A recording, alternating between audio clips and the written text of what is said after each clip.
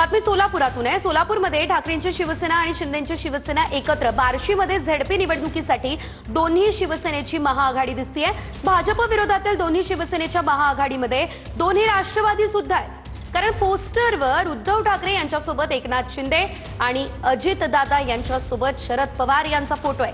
ठाकरे सेनेचे आमदार दिलीप सोपल यांचा सोशल मीडियावरती ही पोस्ट खरं तर यांची पाहायला मिळालेली आहे। बार्शीबाबत निर्णय उद्धव ठाकरे यांनी घेतलेला नाही, हे स्पष्टीकरण आता राऊतांनी दिलेलं आहे। सोलापूरला दोन शिवसेना एकत्र लढतायत, माझ्याकडे माहिती नाही। हा निर्णय अधिकृतपणे झालेला नाही।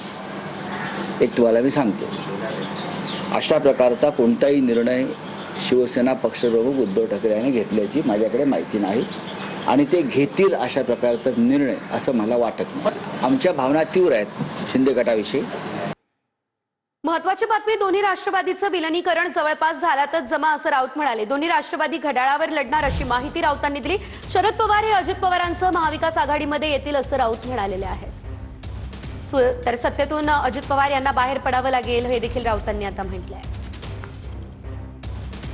माननीय शरद पवार आणि अजित पवार यांच्या पक्षाची जी युती आहे, एकत्रीकरण, हे जवळजवळ झाल्यासारखं दिसत आहे ना। कारण ते एकाच चिन्हावर निवडणुका लढत आहेत। आता घड्याळावर सगळे लढणार आहेत अशी माझी माहिती आहे, मला माहित नाही, मी ऐकलंय।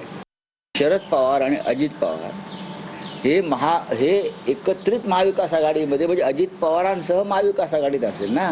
अजित पवार हे महायुतीमध्ये आहेत, तरीही त्यांनी महाविकास आघाडी बरोबर पाठ लावलेला आहे। अशा वेळेला त्यांच्या तिथे कारवाई होईल आणि आमच्या माहितीनुसार आणि खात्री मला अशी आहे की भविष्यामध्ये शरद पवार अजित पवार एकत्रित महाविकास आघाडीत तुम्हाला दिसतील। त्यांना पडावं लागेल। एका दगडावर दोन पाय कसे ठेवणार, दोन दगडावरती पाय कसे ठेवणार, त्यांना काहीतरी एक सोडावं लागेल।